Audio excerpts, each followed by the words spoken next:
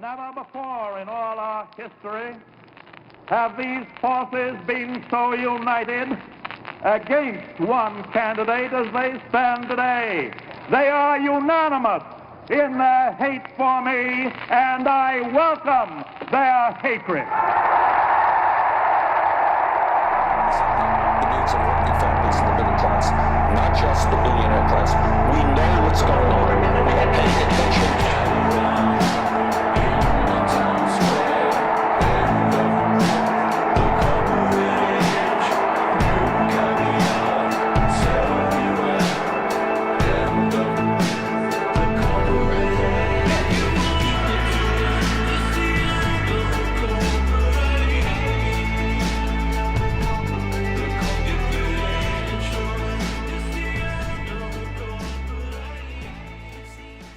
All we need now is Roger Waters. We just need Roger floating.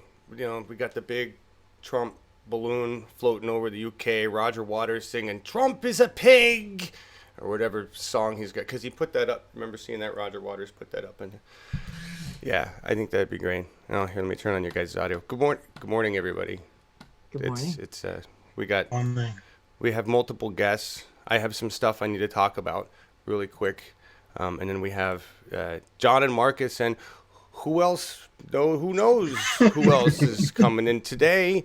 Is Laura Livenkut and Dennis, our German-Turkish guy. I'm not going to be there. Well, you never know. You can count on me, unless I tell you no. Started again. It always does. Always does. Good morning. Good morning, everybody. Morning. Good morning. And you heard me typing because of my new microphone, you know? Yes. Oh yeah, Marcus. It's quality, right? Yes. You sound so much better. You really do. Yeah. It's going to Thank help you. with the ratings. Yes. It really I is. hope so, yeah. We got everything we need with the ratings right in this picture. Just gonna say. Almost. The T-shirt. The T-shirt. There's the T-shirt. It's the T-shirt. It's not what it says. Yeah, it's a Yeah. T-shirt. It's a T-shirt. So it's just a T-shirt. I got a new T-shirt and a new Oh, mug. the new mug. Here, let's show Laura. There's Yes. mug. There's the mug. You too. Oh, can have a mug yeah. like this, and I made mine special. I've got the logo on. Oh my. Wow, that's clever, You you can know? do that when you order. You can change and add extra logos there. So I didn't the know. link. If you want Uphill Media swag, we've got it. You can buy it. Yes, you can. You know, for left-hand guys and for right-hand guys. Perfect idea. Yes. Great. Jeffrey Pearson. I love the ghost of FDR. That's exactly what it just shows back Yeah. up. Never before. Stop turning me off. I'm not done.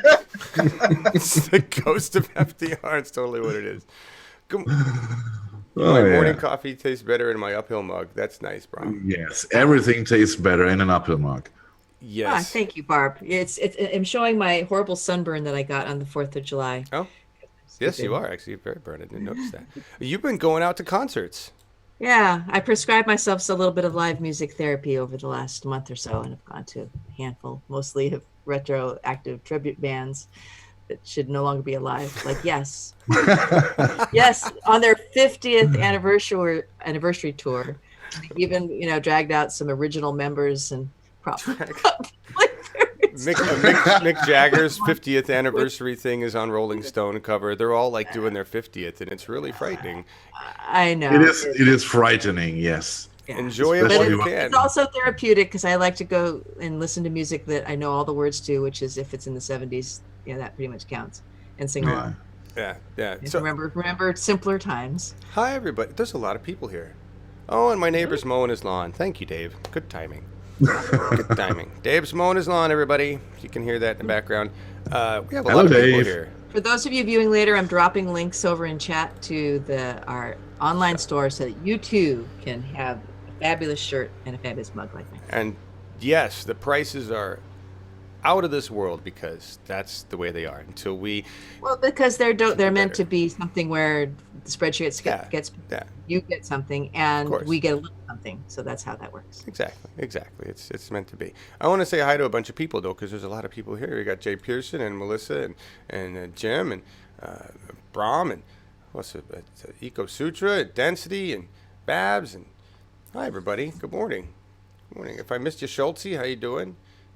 Good morning, everybody. This is really quick. There's a lot of new subscribers. So if you're new to the channel, hi. Thank you for showing up. The Alexandria Ocasio-Cortez debate video has now been taken down by Spectrum Media, Charter Communications, in a violation of First Amendment constitutional rights because it's political speech. I was expecting this to happen, just wasn't sure when. So if you just subscribed because of that, please don't leave. We do other things. there are other things here, and we're working on a lot of stuff. I'm going to talk about that. We're going to get into that right here. So thank you all for being here. Good morning. Please share this. We are being censored.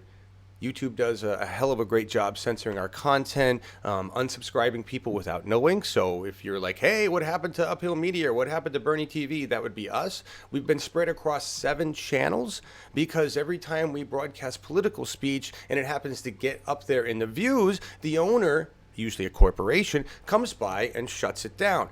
So we'll talk about that in a minute. But just welcome all you new people and know that what we do here is not what TYT does. What we do here is not what Democracy Now! Does. What we do here is focus on civics, and we focus on local grassroots activities.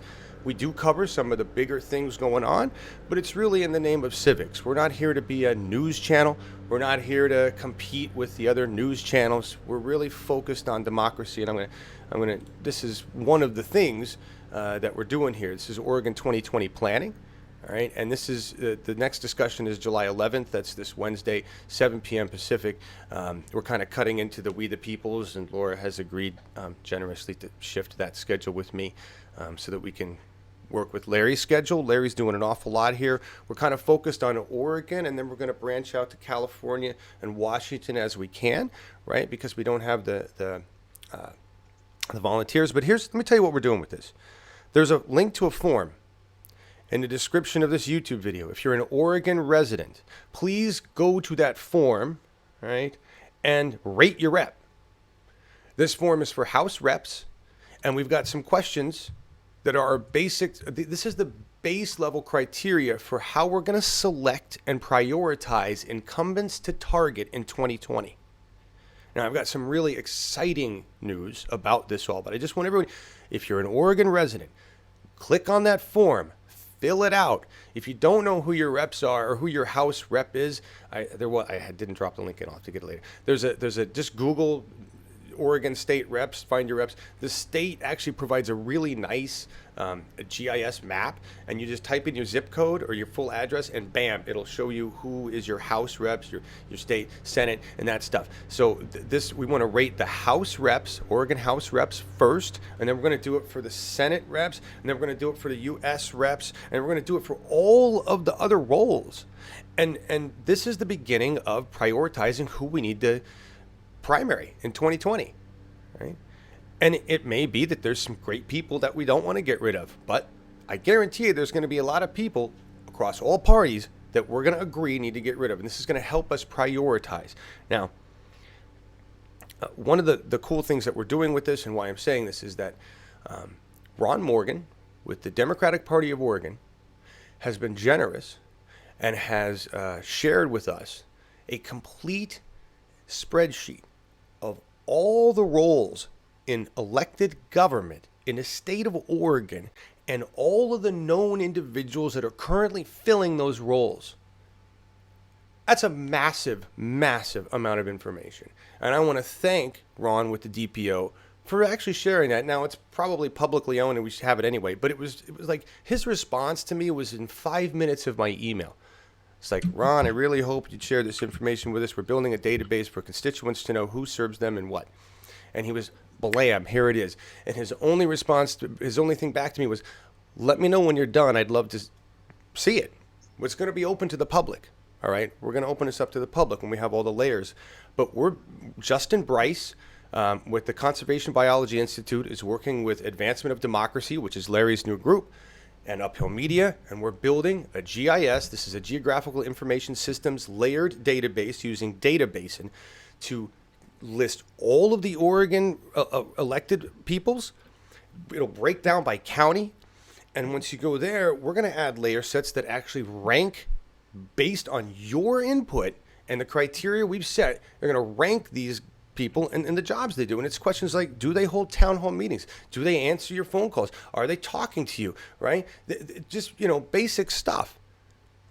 And this is going to help us understand who's in what roles and what we need to do. We're also going to build a visual map. The whole point of this is to build a visual map of who represents you from the top all the way down, which the government should have done for us anyway, right? So we're working on that. We need your input to make that happen. And this is really important because, believe it or not, Oregon, at least the Democratic Party of Oregon, which holds the power in the state of Oregon, it's currently really controlled by more of a progressive movement. And if we do what we need to do in 2020, we will be the progressive party, the progressive members, the wing, will be the predominant power in the Democratic Party in 2020. We are this close, okay? So, and there's a lot of good people in the Democratic Party of Oregon. We're just going to push everybody to the left, all right? It's all we're going to do, and we're doing it in a really nice way. I'm excited about this because I'm seeing democracy function here, and we just need your help to get involved. So I'm reaching out to all the progressive leadership in Oregon across all parties that claim to be progressive to try to get input on this. And we invite you to join us. We're going to try to do this every Wednesday at 7 p.m.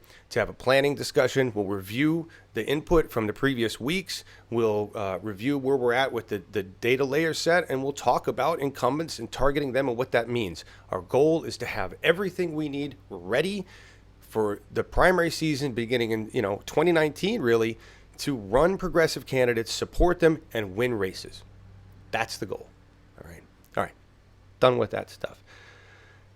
You guys want to jump in on any of that and put it Melissa asks, will we be able to download this Rate Your Rep form? She wants to introduce it into her community. It's a Google form. So is it locked, or can you download? Well, I can get you a copy of it, Melissa, if you want. The thing about this one is that it's actually got preloaded all of the House reps for Oregon. So you'd have to go in and change out for the... But yeah, I'll get you just to answer your question in a generic form, anybody else who wants to use this ratings form for their House reps, please get in contact with me, info@uphillmedia.org, and I will send you your own copy of it and help you with changing out the data if you need it. You're going to have to get your own list, but I'll show you how to make changes. All right. But absolutely. I would say put it in Slack also, so that everyone who's in Slack can also use it. Well, yeah, there's a difference between being able to access the form and me sending you a copy of it. So you'll have to email me to do that. Okay. You can't just make a copy of it from there. Yeah. Okay, sorry. Yeah. So and T.C. Thompson, he seems also be happy for this. He says, "I've been looking for something like this, and please contact us, and we will send you." at uphillmedia.org. Yeah, please do. And listen, there are other apps and other platforms out there that do similar things. Countable is one I'd love to integrate with because it really has more of a community aspect. But we have to start locally. We have to start small with this and build out this database. And hopefully we can build this whole database and layered set for the entire United States. We're going to start with the West Coast, right? I'm going to start with Oregon. The faster we get input from you guys, the faster this will happen. And if there's anybody that's interested in helping us with the layer sets, is familiar with GIS systems and wants to get involved, info@uphillmedia.org, because it's a lot of time-intensive work. But when we're done, we're going to have a battle map that we will get to use. And yes, there will be layered sets that are going to be blocked to the public because they're going to be specifically for strategy for the progressive movement. And if you want to get involved with that, there's a ton of links at the beginning of the description of this video, and I was going to try to cover them all, and I'm not doing a good job. Let me go there right away because there's one, just a database, and you can create your own account, understand how it functions. Probably be useful. There's a link to subscribe to our newsletter, which is through the Action Network, because we really need to grow our membership here. And we'd appreciate that. Subscribe.uphillmedia.org. There's a link to subscribe to our YouTube channel because we get censored constantly. And every time we get a boost in subscribership, I watch YouTube chop about the same amount off, right? And just random loss. So go to live.uphillmedia.org or youtube.com/uphillmedia, and please subscribe so that you can help us. Even if you don't watch the content, being a subscriber helps add to the collective bulk, right? And that's all a part of reach. We talked about the House reps. If you want to work with Larry directly on any of this strategy stuff, advancementofdemocracy.org, and just go there, and there's a fill out a form, and, to join. It's a think tank group. There's no bullshit.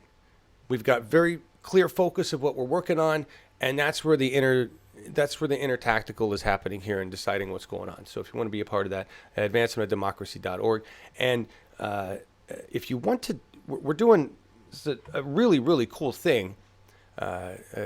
And I'm going to tell you all about this. I know they have this is the National Association of Parliamentarians with Larry. Let me get the thing here. Where is it? The first one we did was Robert's Rules, How to Run a Meeting. And the next one is going to be the Core Principles of Parliamentary Procedure. Now, we've broken these out. The first one was like more than an hour. I broke it down into 4 pieces. If you're interested, and we'll talk about this in a bit, if you're interested in getting involved with the National Association of Parliamentarians' first e-group that Larry is running, go to pdpo.org. That's the last link that I'm talking about there, and join that group. This is the first time we've ever had an e-group for parliamentarians. This is learning Robert's Rules, and that is learning how to control meetings so that corrupt chairs of whatever party or whatever organization you're in can't run over the meeting and screw democracy. Right? This teaches you how to not only control meetings, but be able to bring up agendas and all sorts of stuff. And this is important. This is civics. We should have all learned this shit in school. Right. So Senator Nina Turner with Our Revolution, and I had an email conversation about this series. And my understanding is that they will be promoting this through some means on Our Revolution.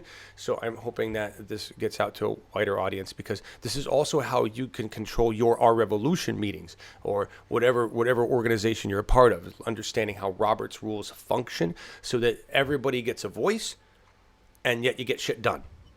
It's really basically how do you get a lot of people together and let everybody feel like they get to speak and still accomplish things. That's what our Congress is supposed to do. Congress uses a subset of these rules. All right. Or is supposed to use a subset of these rules. Okay, I'm done with all my big major stuff, guys. What else? What's going on in the chat? Oh, except for the I didn't talk about the Ocasio video yet. Gotta get that real quick. But yeah. What's going on in chat? Anything? Yeah, TC Townsend will contact us for the forums. Great. And yeah, otherwise I was talking about censorship. Oh, well, now's a good time to talk about the Ocasio thing. Yeah. Yeah, but what can we do for it's YouTube, and if you complain, you get hit even harder from them, right? Yeah, I can't complain back. I touched on this just a second. The Ocasio video has been pulled down. The way this works is that the Telecom Act, the 1996 Telecommunications Act that Bill Clinton and the Democrats signed and pushed through, okay, while it did some things that were important for telecoms in the time, what it really did was allow media to be consolidated more. It allowed corporate media, commercial media, to own political speech, which is contrary to the First Amendment of the United States, which separates commercial media and political media. Okay? It's very clearly separated. But when you have a commercial corporate media station presenting political media, it now crosses the line of copyright. And so they claim ownership, especially on platforms like YouTube, who make all their money off corporate media. All right? So that's a conflict. That's a constitutional conflict right there. And the Electronic Frontier Foundation, which I have had communications with regarding numerous of these incidents, because there's a reason why we've had 7 channels, folks. We get them shut down for broadcasting political speech like this. The debate with Bernie that we broadcast was published on CNN and PBS. And because it was on PBS, we rebroadcast it. It did not get taken down until it reached about 70,000 views and 24,000 comments. That's how many comments it had. 24,000 comments on 70,000 views in 48 hours. And guess what happened? Somebody from CNN rolled by and said, that, bink, and said, we own that. We own that. They don't. It's political speech. It belongs to the fucking people. They don't get to claim ownership. I don't care whose cameras used it. Prior to the Telecom Act, our political speech was broadcast on public utility stations, and it was owned by fucking everybody. And then they said, well, let's just put it on the big networks. And they said, well, we get to own it then when it goes out on the net. Fuck you. That is not how this works. So anybody out there defending corporate media's right to film it and claim ownership, you're fucking your own rights. You understand that, right? It's the dumbest thing you could ever fucking do. It's political speech. It belongs to us. All right? That's it. If you don't want us to own it, don't fucking broadcast it. Right? So that's basically what this is.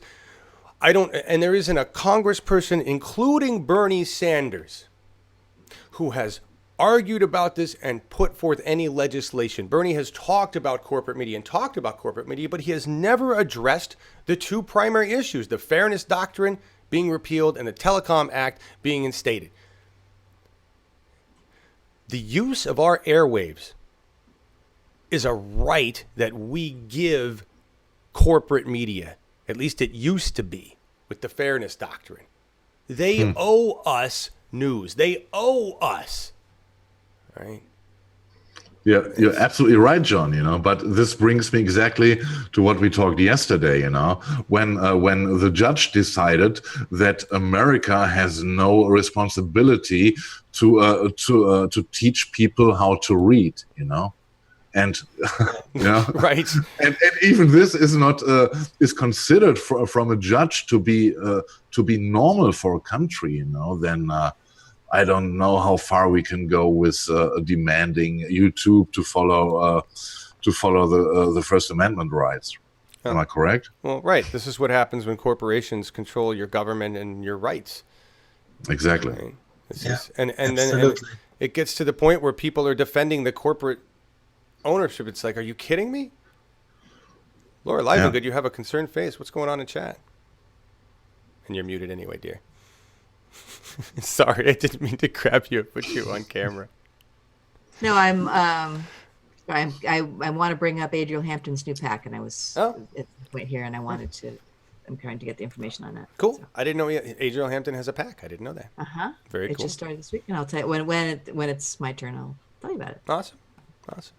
All right, I'm done with my rant and raving. Go to all those links. It's in the descriptions. Just know that I'm used to this. We've been doing this for years, and we get shut down for broadcasting political speech, and the EFF has said, just so you understand, with the CNN debate, with the Ocasio debate, my understanding via the lawyers, I was talking to some of the highest lawyers they have. Okay, with the CNN debate, this got really serious. We were considering pushing a First Amendment lawsuit. I was told, you have a First Amendment case. It's solid. We cannot guarantee a win. Therefore, we cannot guarantee that we would take up your case if you were to push for a lawsuit. When you hear that as a volunteer group with zero cash, you just go, oh, so no lawsuit. Okay. Right? Yeah. That's basically where it goes. It's just, well, then we can't do anything. If you can't say that you're going to take it up, then if you don't have the money, you don't have no legal rights. That's what it comes down to. Yes. Yeah. That's what it comes down to. They said we couldn't guarantee a slam dunk win. It's a great case and we could take it to court and you could win, but because we can't guarantee a win, I'm like, where in the fuck do you guarantee a win? But anyway, they felt that they couldn't guarantee a win, and that's why they wouldn't take it to court. Yeah. What does that tell you about that right? Well, you're right, but we don't have enough money to prove you're right. So you're wrong. That's basically what it was. Yeah, it sucks. It sucks. All right, Marcus, what's next? We talked about that. I'm done. Well, yes, okay. Next would be our review, but you already talked about Robert Rules and how important this is. And I'm looking forward for tomorrow when we have the next episode of Robert Rules with Larry. Yes. And yes, and also last week on Sunday we had the Progressive Oregon show with Larry and his conversation with Europe, in this case with me, about fascism. Yes, it was actually. And yes, and in how far we can work against ICE and their practices. And we had an interesting guest for this. I think it was Solia Kabukov, right? And it was very interesting to hear what she has to say because she was very deep into this. She's an activist, and I only can recommend for those who missed it to watch it again. The link is in the description as usual.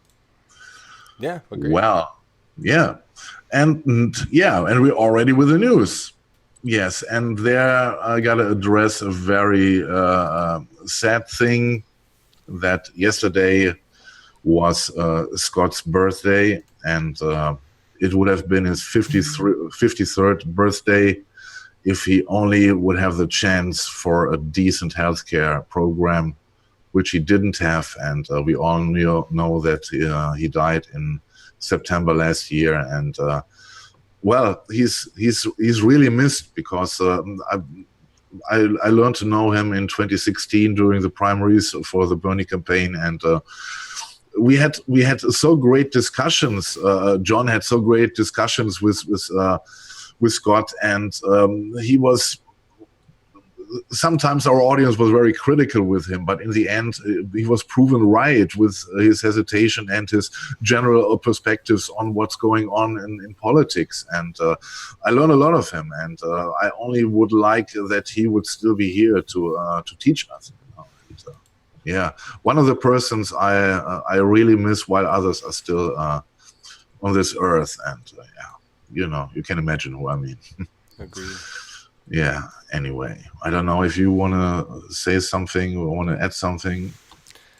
I got nothing. It just makes me sad. It just makes me sad. I know. I see these pictures, and you can see how it just towards the end, Scott just looked terrible, and he had to fight for dialysis. He had to fight his insurance company to pay for it. And he did. Laura's said this a couple times, but he basically knew he was going out, and he sacrificed and went and filmed, went and did the convention and other things when he should have been staying at home, being cared for and on dialysis, and he should have started it 6 months, even a year earlier. But he wanted to cover. He knew that he wouldn't be able to move around and cover Bernie, and he really wanted to cover Bernie all the way through the primary. Yeah, and corporations do not need to be deciding whether we live or die. So when anybody says to me, well, I don't want the government deciding, it's like, you are the government, you fucknut. Okay? Yeah. You have control over the government. You don't have control over corporations. Which one do you want deciding whether you live or die? Pull your head out of your fucking ass. That's because Scott shouldn't have died. Scott died because a corporation made a profit choice. Agreed. Okay. And if we, the people, run our government, we can make the decision that profit does not come before our people's lives. And right now we have a bunch of fuckers in government that think otherwise. That's it. Just got a bunch of motherfuckers, no different than us. They're no better than us. Matter of fact, they're really dumb. Most of them are really fucking stupid. And all they care about is profit. They don't care about you. They don't care about me. And if we want to change that, we just have to become the government. It's a hell of a lot easier to become the government than it is to become a ton of fucking corporations. So yes, I want government controlling my fucking healthcare because I am the government. Yeah, makes sense. Point. Makes absolutely sense. I like that. Bullseye. That's all I'm trying to say there. If I could ever get that through a maggot moron's head, And get profit out of healthcare. That's, when you hear people who work in a dentist office and they say, you see how much of their compensation is about upselling and getting people to buy more services. Or I had to go back in for a follow-up for a mammogram this week, and it was literally nothing, a little white hazy spot, which I had to go back and have a double procedure. And you know what? Even though I've got good health insurance, I'm going to get a hefty bill for that anyway. Yep. And it wasn't necessary. It was, them being, I swear, I think sometimes they turn things like breast cancer screening into a cottage industry. Sure. But you know what? I would be like, you know what? If they needed to x-ray your boob 900 times, they should, and not charge you a fucking dime for it. Exactly. That's, it's not, I don't mind the care. What I mind is doing it, not having any idea what it is going to cost me until I get a bill a month later. Right. And that's, they didn't need to do that. It used to be, you got the thing, it says, this is how much this costs, this is how much this costs, this is how much you're going to be covered, and then here's your copay, and usually, at least what you're signing. Here you get the thing done, and then you get a bill. Guys. And you don't know how much it's going to be. Guys, if you're ill, you should focus on your recovery and not on the money part, the whole process. Like we do here in Germany. Yeah, and I'm not ill. There's nothing wrong with me, and they just got an extra probably several $100s out of me because even though there's nothing wrong, even though they wanted to come back and check to be sure. Sorry, I'm reading the comments. Hi, George. What? I don't mean to offend anybody with the F-bombs, but we did have a disclaimer at the beginning of the show, and the ghost of FDR made it very clear. Yes. And I don't think FDR used F-bombs, but he definitely used the cursing language of the day. I would. Oh yeah. Well, I would like to raise another question. There is so much things which are denied the American people in comparison to us Europeans here. My question would be, what the fuck are you fighting for? Is there anything? You invest so much money in military and stuff, but what are you protecting? What are you protecting? If you not even get offered the simple things, in our opinion, like healthcare, like a decent education, etc. And this makes me speechless. And I think this is a big misunderstanding here. Agreed. Well, and we don't get it. I mean, Laura and I and other people that have been doing this, we look at Europe and we're like, why aren't we that? But you talk to other people and they're like, oh, Europe's just a shithole and fuck them and immigrants and blah, blah. They're not interested in really knowing the truth. Yes, we have an immigration problem here in Europe, but it is not so big as it was made in the first place. In the second place, ask yourself, where are the immigrants mostly coming from? They are coming from the disaster in the Middle East, for fuck's sake. And who caused this? Right. I know. Us. Yeah, Marcus. We did. I'm sorry. Go USA. I'm sorry. It's a Saturday show. It's the F-bomb show, and I have to get this off my chest. Mm-hmm. We're F-bombs are totally allowed here. Yes, I know. In celebration of freedom of speech, everybody. Which just real quickly, Marcus, you're talking about differences between Europe and American stuff. F-bombs are another difference. Nudity, language. You don't have an FCC that says, "Oh goodness, we can't show that." I mean, you have rules, but it's not. Talk about it. People say the F word all the fucking time on European news, right? After we have some censorship. Yeah, we have some censorship during the day, like you do in America. Like you can't say fuck and all the other stuff till 10 p.m. But after that, you're free to go. Yeah, but it is not controlled strictly. It is nobody really cares about this here in Germany, especially. But I think that the difference is there is no nipple small enough not to be shown in America, but there is no bullet hole big enough to be shown in America. Yes, yes, that's a beautiful statement. That's exactly what it is. And I was thinking along the same lines. We seem to be really, really offended by words and nudity, things that were repressed on, right? We have no problem slaughtering children around the world as long as we don't think it's us, right? As long as we're removed from the situation. Well, we're slaughtering kids in Yemen. They're dying in Yemen. But you watch your F words. You don't watch that language. And don't you show me a boobie ever. Don't dare to take a knee. Yeah, don't dare to take a knee while we bomb the fuck out of Yemen. Don't dare to do that. But this also has a foundation in your education system, because all kids get a sexual education from the second or third year in school. So therefore, we are open to the whole theme, like not like in America, like there's prohibition about this. Don't talk about it. Be absent. So therefore, yeah. Right. Yeah. Right. Yeah. Anyway, guys, we should move on because we are lost in a new discussion. But I love it. It is very important, and it's a good and there's a good chat discussion. And yes, I know Marco Rubio was he was very offended by the F word, and I think he got what he deserved back on that. Oh yeah. He got full fire. All right. Anyway, back to the back to the sad news, and it happened yesterday.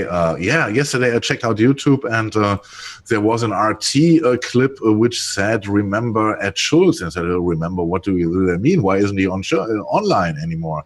And then I found out that Ed Schultz has passed away, and this is another loss. I'm not familiar with the early Ed Schultz because I got into US politics at a very late age. But I know what he did online, and I followed him on RT, and I respected him, and I think another loss, another progressive voice, which is not to be heard anymore. And, it sucks. It really sucks. It does suck. Yeah. Ed was a big Bernie supporter and got fired because of it. Yeah. And he swore to tell the truth all the time, and I think that made him very unpopular. Yeah, you dropped a link to some of his tweets, right? Some of the stuff he was saying. Yeah, 64 is pretty young to just up and die. Yeah, he didn't hold back. 52 was too young, 64 is too young, and it's a shame. Yeah. Absolutely. Yeah. Anyway, we're coming to science, to modern human science, and that's what John discovered, We are getting new weapons, hooray! Pew, pew, pew, pew. This is... the Star Wars thingy is coming. I love it. It is. This is... I guess you get to the... Yeah, hey, guys, I'm just looking at the chat here. Who just showed up there? Manimus. Hey, Jonathan. Yeah. Someday I'll pronounce your name right. Good to see you guys. What's it been, like 4 years now? I still don't pronounce everybody's name right. Laser guns. When I was a kid, Star Wars, right? Was excited about the idea of laser guns. Not sure why. Just thought that's going to be cool. I thought they'd be better than regular guns. It's just like the lightsaber. It's going to be better. You really think about it for a minute, and what a horrible, horrible concept both are. And in the hands of stupid ape-us, it's not good. China has invented a fucking laser gun. It works. It's in the hands of their police. Oh, great. It's like it fires more than 1,000 rounds. Okay. The rounds are 2-second bursts of an invisible colored laser. So you can't even see it. So to me, that already makes it not as cool, because with the Star Wars lasers, you see them and they're smashing shit and bouncing off. If they're a not... good guy or a bad guy by the color of their laser, right? Yeah, but it's not possible. That's right. How are you gonna know? The good guys are blue, the bad guys are red, or whatever. In between you got the green or whatnot, and you got the people with purple just because they're fun. I mean, I would love to be able to change the color of your laser rifle, right? Right? Have it rainbow colored. Go Pride! Right? Whatever you could do. I mean, it fires more than 1,000 rounds of these 2-second bursts, which, while it won't kill a human being, one burst won't kill a human being. Yeah, if you fucking hold the gun on a human being, it will burn a hole all the way through their fucking body. It's designed to carbonize skin, a word they put in this article, on contact. Carbonite. Yes. Yeah. Laser guns, folks. Real fuck. Now, I'm just going to make a statement right now. First of all, the Chinese government says, of course, we understand the dangers of these getting in the hands of the public. I guarantee you they're already in the fucking hands of the public. This is China. Yeah. Okay, this is China. They don't believe in copyright of anything. Somebody in that government's going to be like, fuck you, I'm putting this on a Kickstarter and we're going. Right? We're going to make our own fucking laser guns. Secondly, Millions of them. we have 3D printers. How long do you think it's going to be for somebody's deconstructed this shit and here you go, build your own laser guns. Go get the parts at Radio Shack and you're good to go. Right? In such a giant country, how many deliveries are getting lost? Yes, exactly. Exactly. I mean, this thing is, and here, just look at the, love the cover. It's a laser AK-47, right? Now, just imagine these in the hands of every MAGA hat wearing fuck you can think of. They'd be shooting holes in themselves. I can't see it. I swear, Earl, there's a bullet in there. Oh, it would just be, it would just fucking Well, kill there would be a itself. little, Darwinism, perhaps, Yes. Okay. It's not quite as bad as having your own lightsaber, right? Because when we have lightsabers, we're going to have so many armless, legless people running around. Fresh wound. Jimmy cut off my pinky with his lightsaber. I mean, is the thing on? Is the thing on? right. Especially if it's the invisible color. Yeah. So these things, there's nothing good here. There's nothing good here. Whoa, The 12-year-old kid in me, the 12-year-old is like, we have laser rifles, and that's fucking cool. The adult in me, which starts at around 30, goes, oh my fucking God, we have laser guns, and soon police are going to have these in America. Our poorly trained thug ape police are going to be able to, and they'll go through windows, they go through things, invisible. Forget it, John. Don't be worried. The tariffs are too high to purchase them from China. That's true. We can't afford them. That's all right. Trump will work around that. Oh, yeah. God. Hey, Chili Love. But look, if you go one slide further, you look for what instances this weapon can be used, and I think it is impressive to read. Oh yes, illegal protests by setting fire to banners. Yes, this is what they're going to do with it. We're not going to hit people. We're just going to, set fire to banners from long distance. Leaders could be targeted by setting fire to their clothing or hair. I mean. And go on. Oh, yes, I'm sorry. It says it loses the rhythms of their speech and powers of persuasion. Basically, when you set somebody on fire, their ability to project and continue their charismatic approach to leadership becomes somehow diminished. I mean, if this wasn't a serious source, I would imagine this was coming from the Onion, right? I know. This is Business Insider, by the way. Yeah, Business Insider, and it's in Business Insider because there's a profit involved. They're like, look at this. Look what we'll be able to invest in shortly in America. Laser fucking rifles. God help us. And I don't even believe in God. I just wish there was one. Like, if you are there, I'll pray. Whatever. Yeah. All right. So that's that. Any comments, questions? How's the audience feel about this? What do you guys think about laser guns? I think they like the laser guns, Do you? We're going to die from climate change. Laser guns are cool. Why not?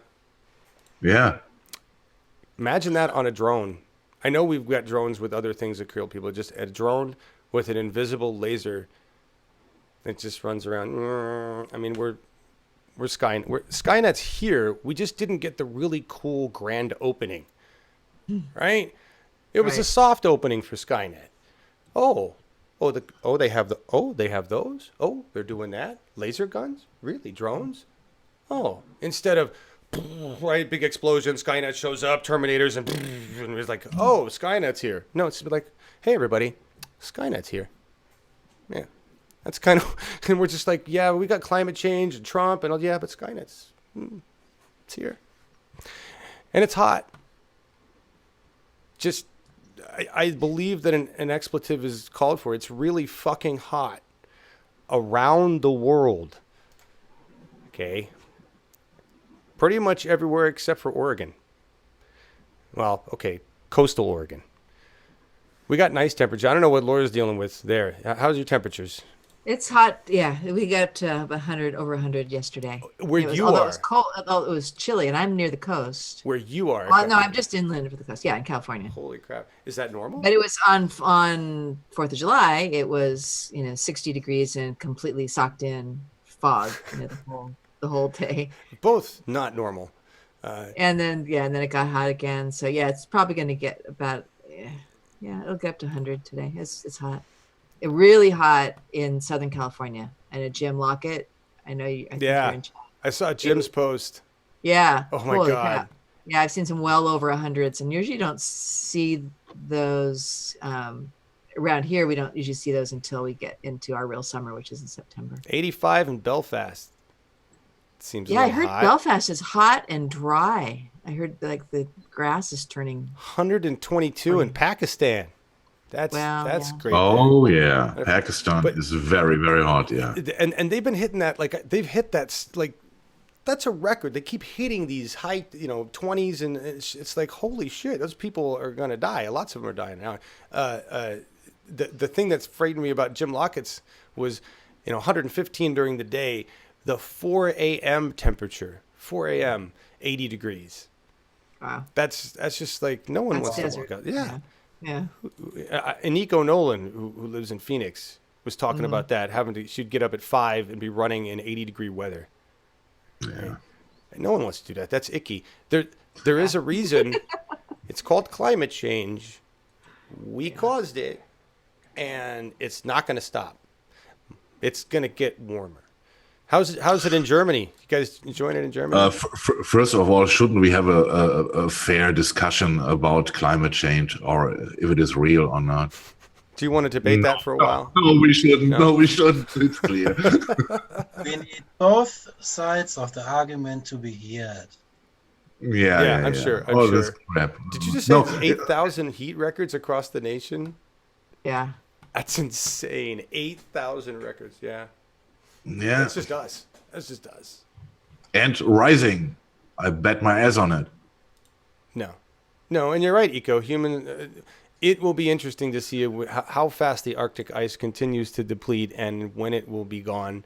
And you're right. We're not going to survive that. Belfast is my nearest city. It's been a roasting here, says Dan Shepard. Hey, Dan. Yeah, Dan's joining us from Ireland. Hey, nice to have you here. Yeah. And all you new Welcome. people, everybody from around the world, we wish you luck in your climate change affected area. And move to Oregon. Come up here. I do want to say this. Any volunteers, anybody that's volunteered for Uphill Media, Bernie 2016 TV, you're welcome to come by my place. Right now, I've got all sorts. I got red plums. We got raspberries. I got some blueberries. I think the strawberries. I got jam, and I can make. I was gonna say jam. We'll have figs soon. We don't give you guys anything at all. But you're all welcome to come by my place during the summer and harvest. Just come by and graze like a wild animal, and just take off. It's fine. It's what we do. So. I can attest to this. When I stayed at your place last August for the eclipse, I mean, we would just walk around and just great fig here and plums here, and the figs will be ready by the end of July. The first batch should be ready by the end of July. But we got it's amazing. Got these red plums. You just pop them in your mouth like candy. Yellow plums will be ready here, and maybe by the end of July they'll start. But you're welcome. I feel like I'm in a Star Trek episode because I live in this little 1 acre of the Garden of Eden, and then I envision the rest of the world around me inflamed in fire and hell and battle. Oh, yeah. And in my little box, I go into this little box, and this is where I communicate with the apocalypse around me. Like, all right, everybody, let's get to work fixing the apocalypse. And you walk out the door to flowers and fruit. Yeah, I walk out the door and I'm like, and here's gorgeousness, and everybody needs to live like this, at least. Everybody in the world needs to live at least as good as I do. At least. That's not saying much, but to live in peace in a nice piece of land somewhere, right? Anyway, that's my team. Not far off, John. Brom? Where are you? I keep forgetting where you are, Brom. Where the fuck are you? Where's Brom? He's in California. Are you in California? Yeah. Come on up. Come on up, Jilly Love. I know you're down there. Come on. Jeff, come on up. Love to see you guys. MAGA racists that watch our show, come on up. Don't bring your guns. Okay? We'll have a talk. Yeah. What's next? Oh, we're going to... talking about hotness. Let's talk about ice and Bernie. Ice. Are you taking this one, Marcus? No, you do. Am I taking this one? Okay. So, you know that I've been a outspoken, opponent of ICE and want to just take them all out. I think every member of ICE, anybody that's worn that badge at this point, needs to spend some time in prison, needs to be tried for crimes against humanity, just like we tried all the Nazis, Nuremberg. And I don't care what happens to them, other than the organization itself needs to be dismantled and justice needs to be done. I don't know if you're familiar where we're at in the case right now with what's going on with the thousands of separated children from their families. And I just want to say one thing real quick. Everybody that's saying we separate children from their parents when we put their parents in jail, I've never heard a more stupid argument in my life. Okay? So I'm just going to leave. I'm not even going to defend that. I'm just going to say that's the dumbest argument I've ever heard in my life. We're talking about people that are coming here seeking asylum. They have nothing. They have nothing. Okay? They have no rights. They have nothing. You're taking their children away from them. Currently, the U.S. government gave the Trump administration a certain amount of time, 20 days, to reunite these children with their parents. And the Trump administration over the weekend said, well, I've got to go walk my fucking dog. Literally, somebody in the fucking admin said, I have to dog sit. So we don't have all that together for you. Give us till whenever, and we'll try to get that information. Then it was revealed that they don't even have this information. They didn't take down any names. They have no idea which kids belong to which parents or where they all went. Everybody that was involved in that, in my view, should spend time in prison, if not be lined up against a fucking wall. I don't know who in their right mind thinks that's even close to being humane or something that this government would ever want to do. It's just horrific. So burn the ICE. There's been a big call for us to abolish ICE. I kind of want to take them out. Bernie finally uttered sensible words.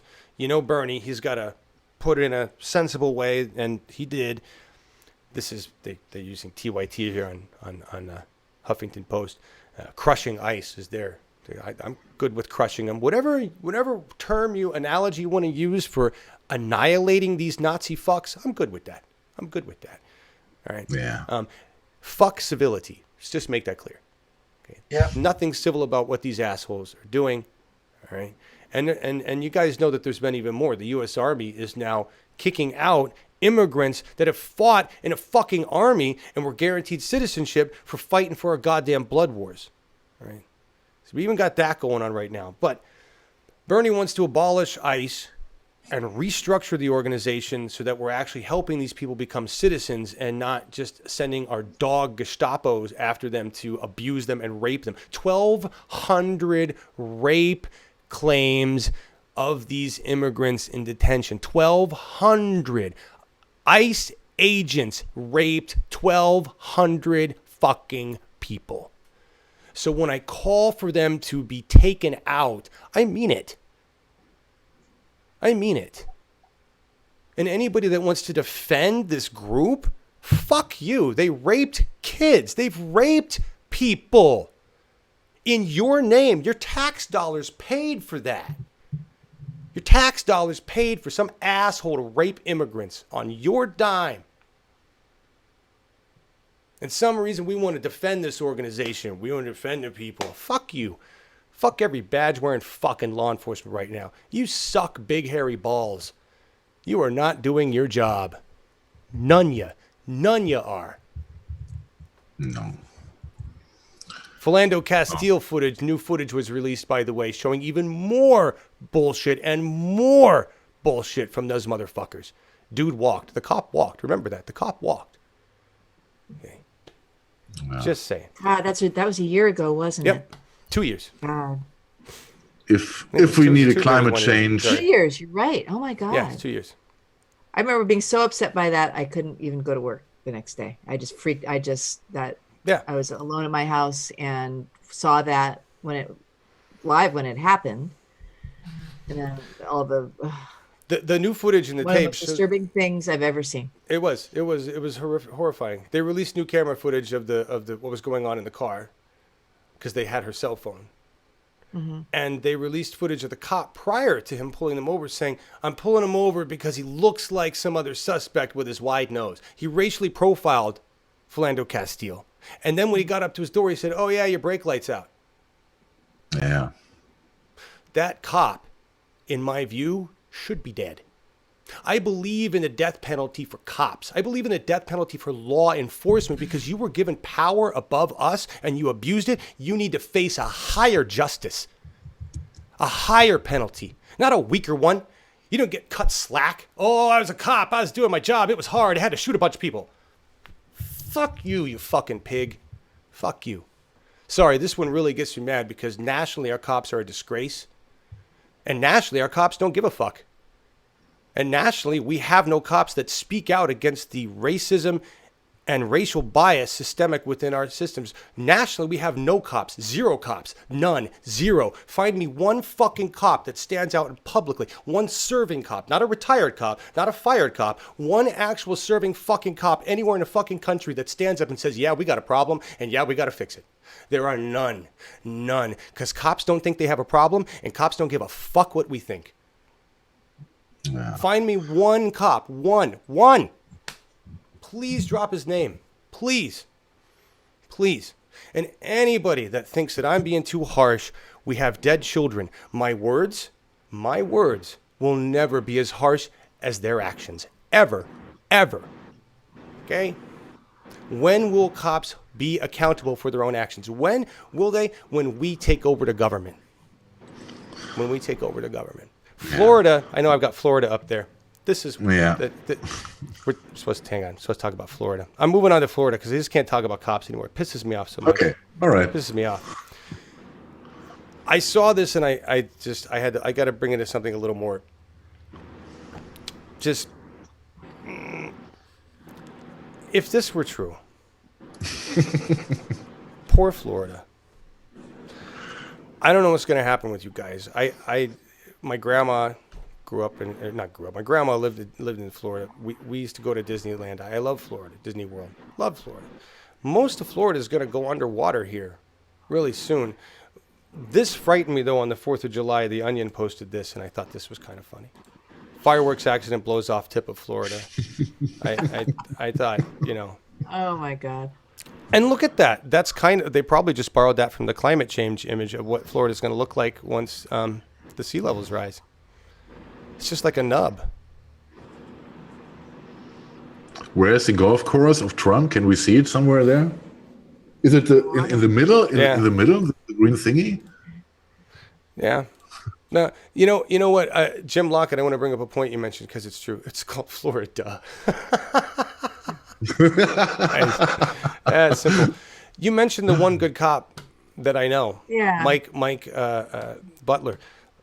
Let me tell you, Mike Butler watches MSM News. And Mike Butler lives in a bubble that is Longmont. I still am in correspondence with him, and I have a letter that I'm writing called a letter to the one good cop I know. And my goal is to present it to him when I'm done with it, and hopefully he could present it to other police chiefs. Mike doesn't see, he is not aware of, he does not see how bad the police force is. Because he watches MSM News and he's focused on his town and he's focused on what's going on in Longmont. He is not aware.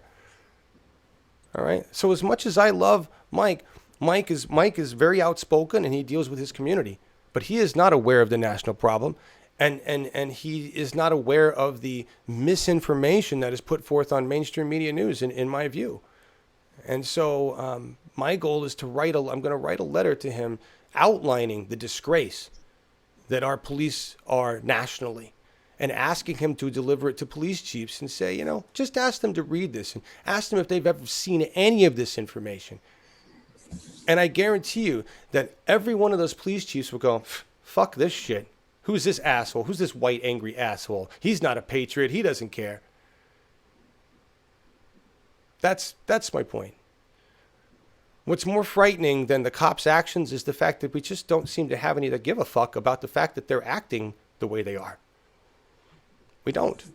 And the ones that care are dealing with it in their local communities, but I guarantee you, Mike is not aware of the extent of the abuse, the extent of the damage that is being done.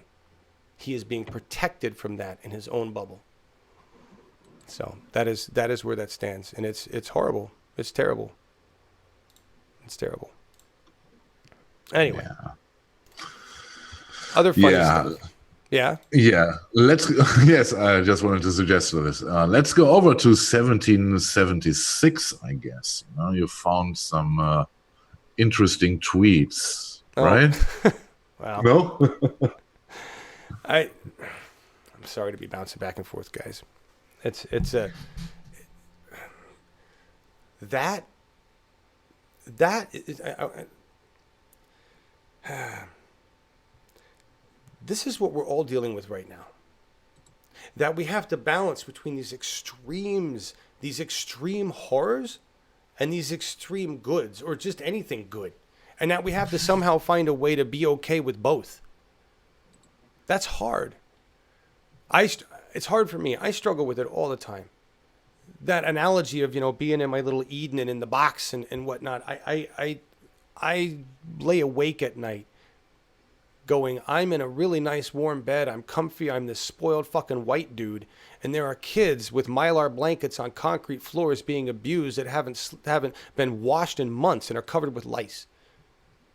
And somehow I'm supposed to balance those two out. I'm going to get up and have a good day, pick raspberries, bake some bread, make some videos, have a good time with my family. And at the same time, I'm going to concern myself with the fact that there are children starving in Yemen. There are children suffering all over this fucking country and all over the world because of my country's actions. I am responsible for the actions of my fucking country, and my country is a fucking terrorist.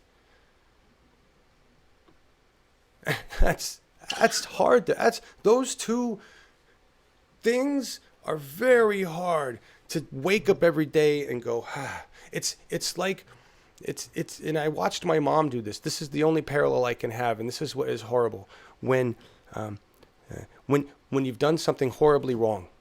Remember as a kid, the worst thing you ever fucking did, and you knew that it was one of those things that wasn't going to be over in a day.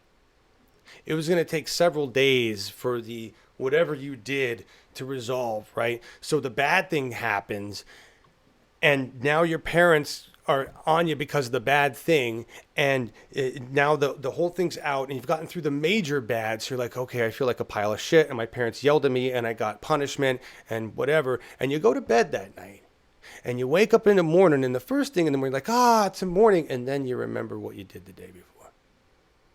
Like, oh, I have to go through that all day. That's what we go back and forth. It's a great day, except people are dying. It's just really difficult for me. I don't know if it is for you guys. It is difficult, but yeah, it happened. I said it to you yesterday. It happened every day. Human beings are on Earth. This is happening all the time. All this crap, and this is why I say that we as a human race, in my opinion, we are a failure. Yeah. If we consider us as an experiment somehow, I think we are. This experiment is a clear failure because we did not learn anything out of our history, not for thousands of years, nothing. And and this is what we see. This is what we see. The kids lying on the floor, barely covered, unwashed, etc. But this is the pictures, the photos we see. Yeah. What about all these children and parents, etc., killed in Yemen by drones, which we are not aware of? It is hard, and I have no answer to this, John. I don't either. I don't know. Yeah, it is. Melissa, I know you said you had to mute and come back. Just dealing with the extremes of emotion and the reality of what's going on. And Marcus, you're right. It's just.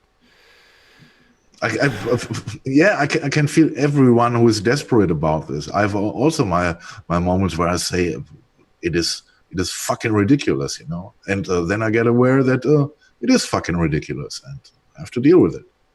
It is, and nah.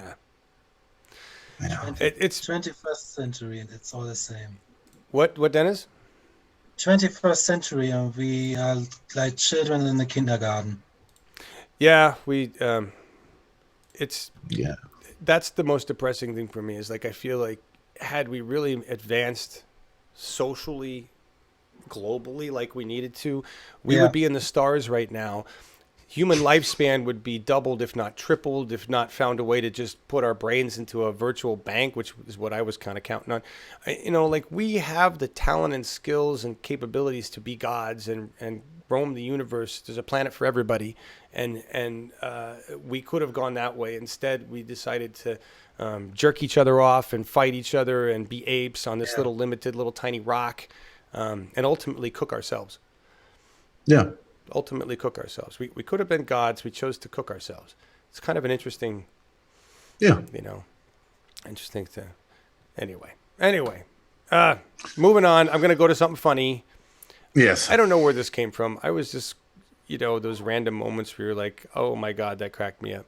I guess who started this? Who started 1776 Twitter? Do you know? Was it at midnight? Or is that show even on? Because I know he got busted. I have no clue. Don't know. I don't know where this came from, but this just had me dying the other day. Because if you know the whole saga, right? Just the whole saga. Alex Jones started Second Civil War, right? Where he claimed that the libtards, all of us libtards, were going to start a second Civil War on the 4th of July. Now, I'm all for it. Just not on the 4th. We haven't really planned ahead. We're not ready. And so but the tweets that came out were absolutely hilarious because, that first started. And then somebody kicked into this, 1776 Twitter. I don't know why, just for the 4th of July. My favorite was this. You guys can't even read it here. Put it up close. This is, because good day, madam. Send ankle pics. Thank you.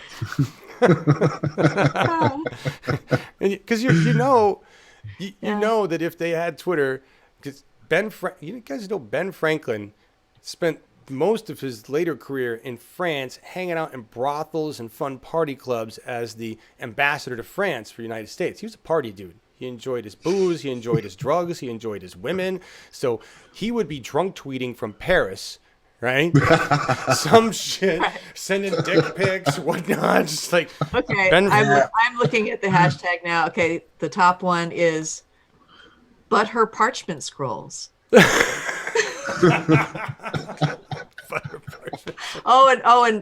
Woke for now. Peter Douche, our favorite, says John Hancock would have won. Right, John Hancock would have won. No Booker, no Harris. Okay. Yankee Doodle steps down after admitting being handy with the girls. And yes, back to see, and here we go. So that was fun. 1776 Twitter. USA just built a $100 million drone base in Niger. Yes, they did. They did. Did you read the quick intercept on that? Niger angry at us. We go there, build a $100 million base. Niger not angry with us. Imagine how that works. Yeah. That was basically the whole thing. Yeah, all got paid off, maybe. Yeah. That's all it was. What's wrong with you? We're going to put some weapons here. You don't like that? Fuck you. We're America. Go freedom. Go freedom.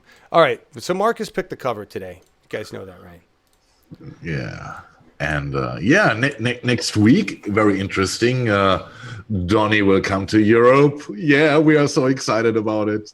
Are you? And, Are you now? Of course, he will not go to London and all the big cities because the people are upset and they hate him, and there are mass demonstrations planned, I think, in London, more than 10,000 people in different locations there.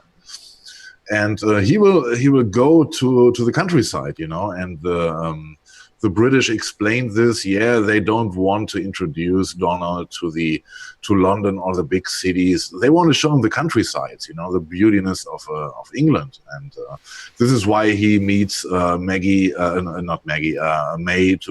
May in a certain place there, and he later meets the Queen.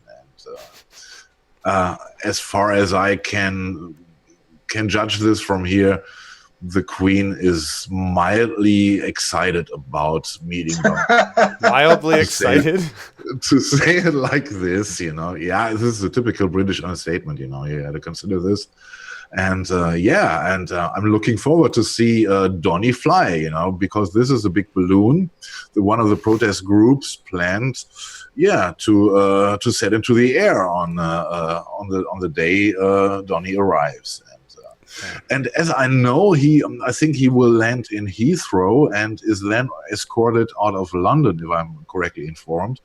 And there's a good chance maybe that he can take a glimpse of his blown up ego. Yeah, unfortunately, they're doing everything to protect him from seeing this, Yeah. Yeah, and probably he can go up to Scotland and play on a golf course in the meanwhile. So, yeah. It's exactly what he's doing, actually, Dennis. He's going to go to his golf course. There's a guy named Kyle Griffith who posts on Twitter every morning when Trump goes anywhere. Usually it's golfing.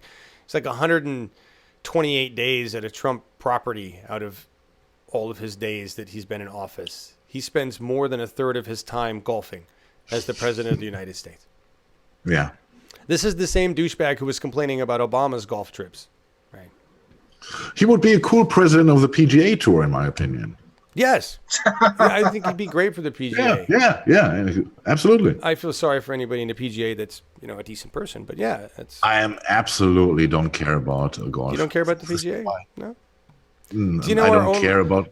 Do you know our own Ashley Terry used to do video work for the LPGA? I'm a complete fan of the LPGA. Are you now? I think it was the LPGA. Maybe it was the PGA. I don't know. I'll have to ask Ash. This is pretty cool, though. I'm a fan of both of them, then. Yeah. It's just Terry. When presidents go to Europe, they usually hang out in London, right? The only reason he's not going to London is because he knows he's going to be meet with massive protests in his fucking balloon. Absolutely. The people hate him, as I said, you know, and in London there are mass protests announced, and I regret that he doesn't stay in London, you know, because if you go to the UK, you got to see London, in my opinion, and maybe Donny considers this as quickly and spontaneous. Come, let's go to London. Yes, that would. It's got to trick him. They need to trick him into going there. He would believe something. They're gonna paint Big Ben gold and put Trump on it. Go to London and see. It's gonna be amazing. Yeah. This is yours now. Look, there's your new logo. Yes. Westminster Abbey is yours now. They're gonna rename it Big Don. It's gonna be called, Fuck Ben. Oh. Big Don. Yeah. You guys have fun in the chat. Was I gonna shit? No, I was gonna tell you something. I forgot what it was. God damn it! It was important too.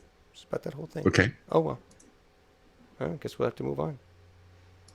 All right. Yeah. Yeah. Then we are going from the UK to Germany, and I don't know if you are aware what happened in Germany. It was very close to a catastrophe here. You know. The German team got kicked out of the World Championship, and of course, this is the absolute horror for Germany. You know. And, wait a minute. This has nothing to. You're talking football, right? You're not talking about this German crisis stuff, are you? Oh yes, the crisis. I completely forgot about the crisis. Okay. No, I'm joking. Of course, the catastrophe was not that the German soccer team was eliminated from the World Championships. It was what happened in our government. What? You can go ahead. You Germans, go ahead and cry. I know you're sad. Okay, no, I'm not sad, but it is a thingy which we Germans ourselves hardly don't understand what happens there. You know, you gotta imagine the following situation: you are having two parties which build a fraction in our political government. There are so-called sister parties. It's a Wait a minute. I was still talking about soccer. You've moved back to politics? Okay, let's talk about politics then. No. I'm talking about soccer. John, you know, I don't talk about soccer. You know, I only talk about football, and this is why I'm going back to politics right now. No. So listen, I'm going to tell everybody what happened with the German team. So first of all, in the rest of the world, before we even get to the rest of the German crisis, which is what Marcus wants to talk about, we only got like 10 minutes left on our show that we supposedly keep to an hour and a half. So everywhere else in the world, while we're dealing with the rise of fascism and Nazi ice, they're playing soccer, which in everywhere else in the world is called football. But Americans call it soccer because we have another sport that's way more violent called football, and that's a racist sport. But here we have, so soccer. Anyway, so the rest of Europe, soccer. They play that as a way to express their competitiveness with each other while we just go blow the fuck out of people. See, soccer would be so much better if we just did it that way. Anyway, Germany usually has a really good team, but apparently they got their asses kicked by a team that's not generally all that great. And the Germans have a little pride in their football. Oh, I think I just got the European sign for go fuck yourself. No, you got the European sign for two teams defeated Germany in the first stage. Okay, all right. It was Sweden and South Korea, to be precise. There you go. And now, so where are we at? So if you're an American, the USA is not even in the thing, right? They were out before, right? Yeah, they were not qualified. They didn't even qualify. USA didn't qualify. We're too busy with our Nazis to qualify for good football, right? So pick a Belgian. You lost. Belgian No, one, you, right? you lost. Sorry. I got to mention this because you started this. You know, the USA lost in the final match against Panama. Is that bad? You got to mention this. Is that bad? Okay, now go on, John. I'm guessing Panama sucks. So that's. I like them. Oh, I like them. They were pretty nice. Not for playing football, but they were pretty nice. Anyway, go on. I remember what I was going to say. Human brought up a comment when we were talking about the Trump balloon, and I thought it was brilliant. Please, we need to fucking crowdfund this because, you know, it's not like we have to spend money on candidates and saving lives. A Hillary balloon, and it just needs to say, not my fault across the just a big Hillary balloon floating around. No, I think Hillary is dead. You know, she doesn't know it already. But I think we should Nancy Pelosi or something like this. You know, Pelosi something balloon? with Ew. Yeah, why not? Ew. No, that'd be frightening. I don't know. Yeah, but I think the baby Trump is also frightening. You know, it's just real life looking towards. Anyway, but you wanted to go on with football. I know. No, I thought the Hillary balloon was a good idea. I'm just not sure. Will we fly it over DC, like scare him? It's a giant Hillary. You know, I don't know what we do with it. Maybe Bill gets a heart attack. Yeah, well, he's not there. He wouldn't. Back to now. We talked about football and Germany's embarrassing losses. Yeah. America, anyway. So what's this other German crisis you want to talk about? Okay. Apart from football, as I try to start, you got to imagine the following situation. You got a party fraction with the conservatives. There are the CDU with Angela Merkel, and you have another guy called Horst Seehofer, and he is the leader of the CSU, and both are in the government, you know, and to say it like this, both don't like each other very much. And this smiling, I don't know if you can see it, it is faked, you know. And yes, John. You mean your politicians do fake smiling and like each other too? Sometimes it happens, and sometimes it is also photographed, as you can see here. And those guys hate each other, you know. And it all started with a big crisis with the immigration in Europe in 2015, in which, as we know, Angela Merkel opened the borders, which was absolutely correct, and because the situation afforded this measurement. And Seehofer, on his part, never liked this, and he got very, very angry about this. And since 2015, he tried to find a way to take revenge. And in the last weeks, he had his chance by threatening or blackmailing Angela Merkel if she cannot find a solution for those refugees who are coming to Germany, but were before registered in another European country outside the German borders. If they can come to Germany, he would close the borders as the Minister of the Secretary of the Interior in Germany. And he said that this office would allow to do these steps, while Angela Merkel prefers to find a European solution, you know, which with treaties, etc., and not isolated actings, just like Seehofer wanted. And this led to a political crisis here, which was only solved a couple of days ago. It threatened that the coalition between the conservatives, CDU and CSU, would break, and that we wouldn't have a government anymore. It was such a crazy thing, and it is hardly to understand. It has no real political facts behind, as we can see here. We are talking about 5.5 months. Only 18,000 refugees came to the German borders to ask for asylum here, you know, which were before registered in another European country. This is not a big number, because the big refugee crisis is done because Europe is now able to defend itself. I say it extra like this because it is not so easy to reach Europe anymore as a refugee. And this is the big crisis we had. I don't know, Dennis, do we have anything to add? Yeah, three things. First of all, we have a rule in the European Union that as a refugee, you have to be registered in the country you first land. Meaning, if you're a refugee came by boat and docked in Spain, you have to do your paperwork in Spain and get refuge there. In the peak of the influx of the refugees we had here, we had in 8 months, in an 8 months time period, we had nearly 1 million refugees. Sometimes 10,000 refugees a day. And and also what I like to say is we have a new party in parliament, a far right, in some aspects Nazi is and racist party now in parliament as an end result of this immigration influx. They are populists, they are only bashing immigrants, refugees, and spread hatred, like your dumb fuck Donald Trump does it in America. Yeah. Yes.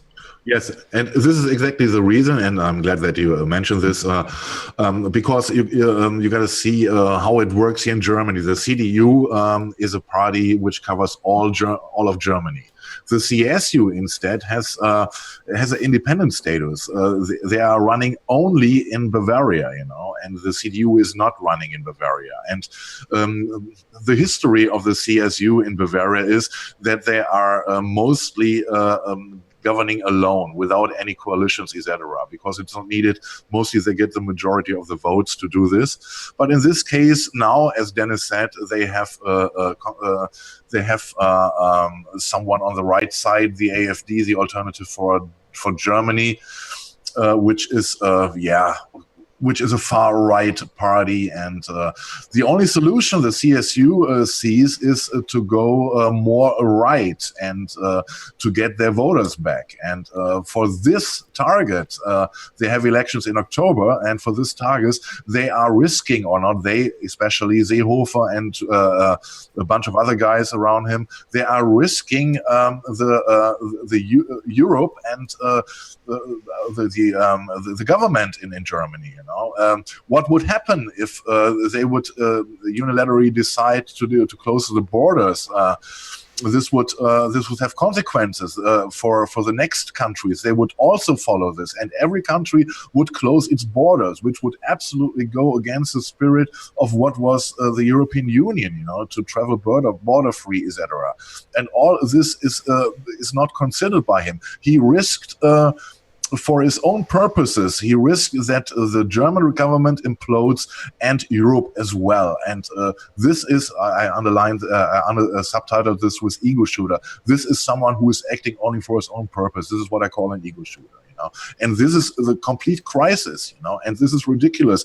And it's hard to explain it to someone else who is not from Germany, because it's so ridiculous in the end. What does it really mean, though? I mean, to us, this just looks like normal democracy. Hey, look at that. Germany's got some stuff.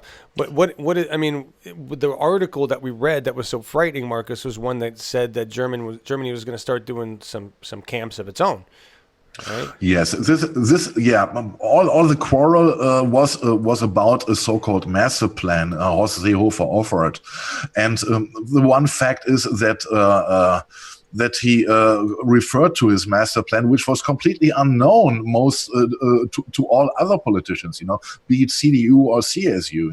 He only came up with a written document a few days ago, and there is this point that he wants to install so-called anchor centers, and in which the refugees should be, kind of incarcerated, and to collect them and not to give them free access to come into Germany. And this, of course, everyone who has a little bit of humanism inside him or herself cannot accept this, because the incarceration or imprisoning of people for seeking asylum is a no-go. It is a no-go in the US. It is a no-go in Europe. Oh no, it's perfectly fine in the US.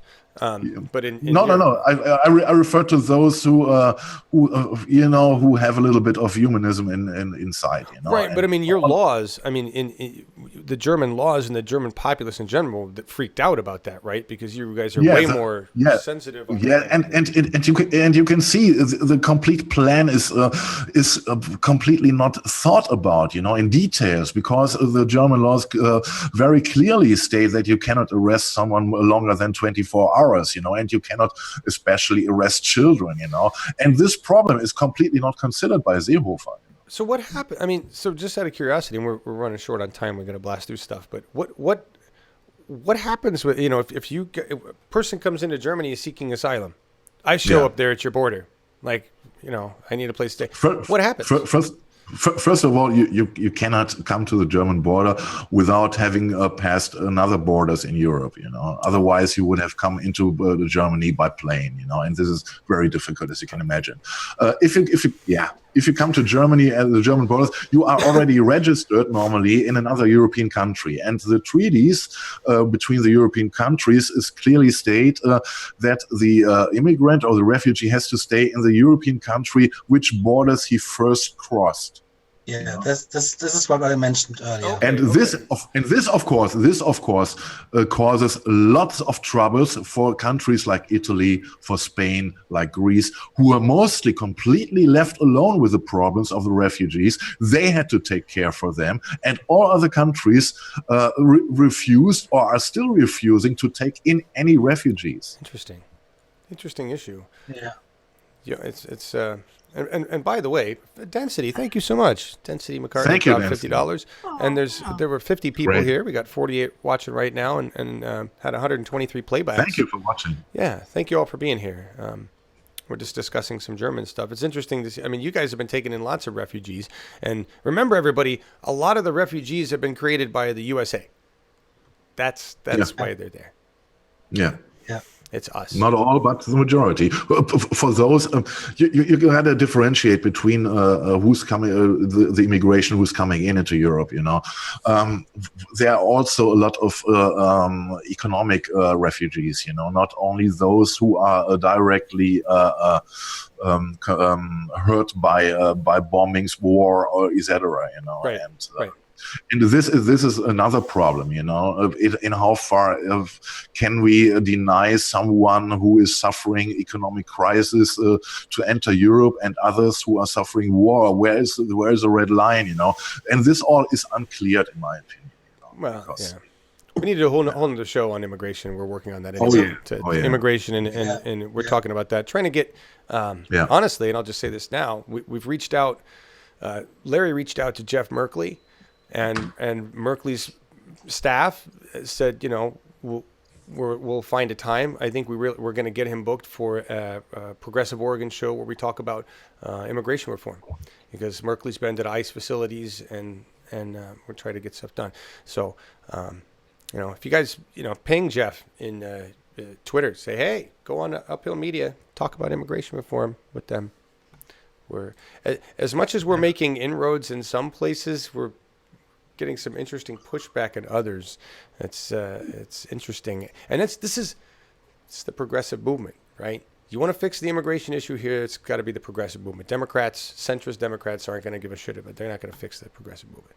But Density, thank you so much. And he said that was for Scott. Just want to say that really quick. It was for Scott. Appreciate that. How many refugees has America created, Jeffrey Pearson? I don't fucking know. A lot. A lot. I mean, we've been involved meddling with people's wars and creating wars, meddling with their democracies since 1953, Iran. So probably before that, it's we'll see. We'll see. We got climate change to deal with. Tens of millions. You've got some Ocasio stuff in here, but it's a lot. I'm going to get through all this. Yeah, but we can go quickly through it. And it is only the feedback. I was referring to the feedback 1 week after Alexandria's big win. And the reactions, you can see that Tom Perez is saying that he's seeing the Alexandria as a future of the Democratic Party. And and John made a comment, and I did not sum it up because I didn't find it, but I completely agree to this. I want to see the actions, not the words from Tom Perez, because he already talked a lot of nonsense, and I will see action for us. Yeah, agreed. I don't believe Tom for shit. And as I tweeted to Tom, through Uphill Media, and they don't respond to us, but there's at least one other candidate in New York, just like Ocasio, that you could have supported. There's tons of other candidates around the country that are Democrats that you should have supported, and I still don't see any of that support. And even with the DPO in Oregon, we have that issue. They don't provide equal access to data, and they choose the candidate they want to support ahead of time. And this post is to Valdez Bravo, or this post was from Valdez Bravo, who's the first vice chair of the Democratic Party of Oregon. He's also a progressive. He may be watching the show, may not. Hey, Valdez, there's a lot of people that watch but don't say anything. He's in that tough spot. He's in that tough spot of wanting, he's a progressive. He wants to move forward with the Bernie agenda. He's also in the midst of the enemy, right? He's right there, fighting it right there. So he has to balance what he says and what he doesn't say. And he knows this is bullshit. He knows the Democratic Party of Oregon does things to inhibit people primarying incumbents. He knows they're unfair. Right, and he pushed forth these like DNC Tom Chair says Alexandria Ocasio-Cortez is the future, and it's like, well, when are we gonna put some action to those words? And how about we do that right here in Oregon, Valdez? How about it? Right? Yeah. So. Yeah. And after the enthusiastic reaction of Tom Perez, we can see what Nancy Pelosi says. She has a weekly press conference, and she was asked about Alexandria Ocasio, and she didn't reply at all. And when another reporter asked her again, what about her, and she said, "Can we talk about the subject? I go to politics, but Republicans are undermining the Constitution of the United States." And there's again the Republicans Trump blaming bullshit, without without any agenda, without any progressive thought at all. And yeah, and she cut off another reporter. And hold on a minute, I'm going into the politics. Does anybody have any question about the serious matters of the day? Does anyone have a substance question? You know? Yeah. Don't you have a question that I want to answer? Is the conclusion of this all? You know? Yeah, it's bullshit. It's bullshit. Yeah. We're gonna get rid of you, Nancy. We're gonna get rid of you. Hope so. Yeah. And there, another thingy is in the next slide is Tammy Ducksworth, who was referring that Alexandria's win was only possible in her district. You know, especially the conditions were especially made for her win, etc. And this is what I like about Alexandria. She didn't hesitate long, and she twittered. She answered, you know, with respect to the senator, strong, clear advocacy for working class Americans isn't just for the Bronx. And then she counts where Bernie Sanders won before in the primaries, you know, and yeah, and if you are with the constitutions, you can win elections, and the message is clear. And of course, many people are frightened, and they are starting to smear her, you know, just like this John Cardillo guy, who is photographing the home of Alexandria in her studying years. And I can remember 1 year ago she stated quite clearly that the family of the Ocasios collected the money to give her the chance for a better education, as education is depending on the zip code, you know. And this is exactly what she answered, you know. And yeah, she crushed this guy, you know, with this unqualified tweet there. Yeah, she did. I love her for this. The audience is, you guys are fucking cracking me up here. Yes, Nancy Pelosi called herself progressive, called Crowley progressive. Crowley called himself progressive. It's one of those great words that they like to use. Oh yeah, I'm a progressive. What do they mean by that? I'm one. Yeah, count me in. Yeah. I've resisted. Yeah. I'm a resistor. That makes me a yeah. She said it is like students, you know, who have written the solutions in their palms, you know. I'm a let me see. Yeah, what am I supposed to be? Where am I today? Who am I talking to today? What's my name? You know. Yeah, it's you know, and they're hitting her for anything they can. And I think this time around we're not buying it. The progressive was like, shut the fuck up. Just shut the fuck up already. We're not buying it. Right? This guy was complaining because Alexandria lived in a home. It had windows. God fucking help her, you know. Yes, goddamn elitist bitch living in a home with windows. Jesus. Yeah, yeah. That is all sides of smear, all things of smearing is right now. But you can see she knows how to fight back, and as we learn her to know, we didn't have any doubt that she would. No. So I was getting this set up for you. You gonna do the Der Spiegel on. Yeah, and even this is double me. I know. My address is not working. No, here. I thought I had the orange hatch thingy. Okay. Nice. Der Spiegel. All right. Yes, the Spiegel discovered also Alexandria Ocasio 1 week later, but anyway, she is not the top politician yet, although she is here. She is described in Germany as a new democratic superstar, and the title says "as hard as the Bronx," and this article is celebrating Alexandria Ocasio, and they are going, kind of so far to making up a scenario in which she could challenge Donald Trump in 2020, which is complete bullshit, as we know. She has other targets before, other aims, and But anyway, it's good to see that even in Germany, we see what's going on in the US, and we are hungry for this candidates, you know, and to see more coming up. And it's good to see that Germany's noticing we do have some people that are promising, and just we're not all stupid. Exactly. Okay. And now we are coming to Laura, who was so silent over the show. I know, you've been quiet the whole time. You're going to talk about Adriel's PAC? Yes, please. Adriel Hampton, our friend, who is supporting Gail McLaughlin's campaign, had registered with the FEC his very own PAC, Political Action Committee, called the Really Online Lefty League, or Troll. TROL. It's the name of his PAC, And it's a PAC focused on advertising, support, and training for progressive campaigns. And it's dedicated to using Facebook advertising to boost progressive campaigns. And the PAC will initially focus on several California congressional races. And this is what Adriel said. He said, we know that conservative extremists have mastered online advertising and promotion, that Donald Trump was the most aggressive Facebook advertiser in political history. And yet the Democratic establishment would rather blame a Russian troll operation than get serious about online advertising and engagement. We don't have time to wait for fat cat consultants to come around. It's time for some trolls for good. Nice. Agreed. And he's cool. Saying about traditional political advertising relies so much on TV. He's saying that it's a real problem that political advertisers spend half as much online as consumer advertisers, but it's also a real opportunity for the left and for the effort to remove big money from politics. We can reach the same voters on Facebook for 5 to 10% the cost of direct mail. So he's really trying to help progressive campaigns up their reach using social media and other free platforms.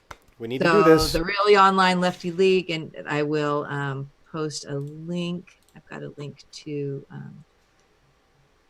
his article about it. That's good. Yeah, that he did that this week and was really pleased with it. And so I want to make sure that we mentioned it. That's great. We must fund our own. We must fund our own. Our own everything. Our own candidates, our own media networks, our own PACs, our own whatever. Mm-hmm. We are on our own in that regard. So I just dropped his Medium post on the subject. Thank you. So, anyway. All right, we're like way running late. I'm going to fly through the next week on UHM so that we can just get out of here. I got stuff to pick, things to do.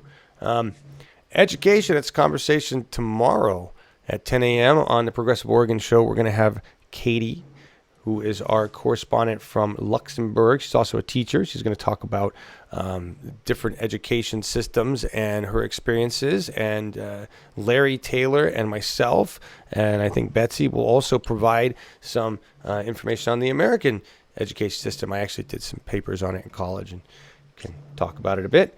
We'll compare those two systems and why Americans are far less educated than pretty much everybody in Europe. And we also have, after that, at 12:30 Pacific, we have Robert's Rules of Order, Core Principles of Parliamentary Procedure. Please join us for that. This is the second of the live stream. The first one is up there, cut into 4 parts. You're welcome to join this or go to advancementofdemocracy.org and join go to pdpo.org and join the private group, which actually discusses all of this stuff before the live stream. And the entire group is run by Robert's Rules, so you really get to learn a lot hands-on stuff. These are the rules that guide all of the discussions within the Democratic Party, other parties. This is how we control our meetings, how we control them. Remember Roberta's rules where she just slammed the gavel down and said, we're done here? She couldn't do that. If we'd had somebody there who knew parliamentary procedure and knew Robert's rules, we could have said, fuck you. Nope, you don't get to slam it down and call them Roberta's rules, bitch. Okay? That's why we learn these things. Because you will learn how to take power at a meeting. You'll learn how to push forth motions. You'll learn how to say, wait, whoa. You'll learn how to catch corrupt people trying to subvert the rules of democracy. And this is all stuff we should have learned in school. So join us for this. Larry Taylor is a credentialed parliamentarian, and the group that meets in Zoom is a registered National Association of Parliamentarians e-group. It's the first e-group of its kind ever. It's never done this before. So it's pretty cool shit. This is civics. This is the stuff we're supposed to learn. Going back to education in Europe, they learn parliamentary procedure, but they learn how their fucking government works. Incumbent discussion and feedback review. This is the 2020 planning happening on Wednesday. It's at 7 p.m. There's a form. It's at the top of the description. Go there. Join us if you're in Oregon. We're going to branch this out to other states, but right now we're planning for Oregon for 2020 to choose our targets, find our candidates, and provide them the resources they need to run as champions. That's what we need to start planning for right now. If you're in a progressive group, please fill out the form to rate your House reps. That's what we're doing right now, is rating the House reps, and then we'll be using Databasin to create an overlay map of the entire scenario so that we can kick some serious ass as progressives in 2020. Join us for that. And we're at Music Story Time, which Marcus, you picked, or who picked Red Zeppelin? Was it you? It is a combination. It's a cooperation between Dennis and I. Dennis wanted to have something from Led Zeppelin. I said, okay, let's agree on Dread Zeppelin. Dread Zeppelin, I don't know if you're familiar with the band, our American band, and which was founded in the late 80s, and they're still active. And imagine the sound of Led Zeppelin is you got to take a reggae band playing Led Zeppelin songs with an Elvis impersonator who is singing Elvis songs also, and they're live incredible. I saw them in the late 80s or early 90s. I don't know exactly when. Absolutely great on stage, live, perfect, and so much fun to see. And it's the band members changed over the years, and but the only constant in the group is Elvis Tortelvis, as his name is, and he's the singer of the band, of course. And and as a good part of our show today was talking about immigration, cursing on ice. We picked the immigration song for this, and have a great weekend, and see you soon. Bye-bye. Thank you. Thank you for watching. Thank you for being here. Please share this. And remember, we are the media. This is us. This is what we have to do. And Dread Zeppelin. Yes.